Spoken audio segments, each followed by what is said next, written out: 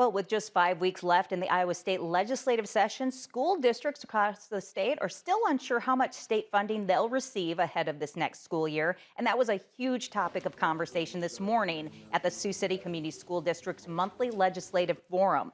The Sioux City Community School Board stated that an increase in their supplemental state aid of 5% is crucial for the district. Meanwhile, the Iowa House is proposing a 2% increase, with the Senate proposing 2.25%. Members of the Sioux City Community School Board say they will be operating at an expected deficit. And while the district has reserve funds, board member Dan Greenwell says that's not a sustainable way to run the district. And we have sufficient reserves to keep our staffing at levels, but we will need additional SSA to support the school districts. We can't survive at the current with the current structure and the student-teacher ratios at a 2% SSA rate. That's not feasible in the long term. Or we'll have to reduce staffing and cost to a level that's sustainable. State House Representative Bob Henderson says that a number of mandates and regulations eat up much of the state funding.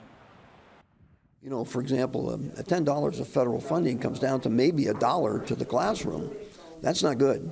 I know in the House that's what we're working on, trying to reduce a lot of the mandates that we actually have on this. The next education forum is scheduled for April 26th.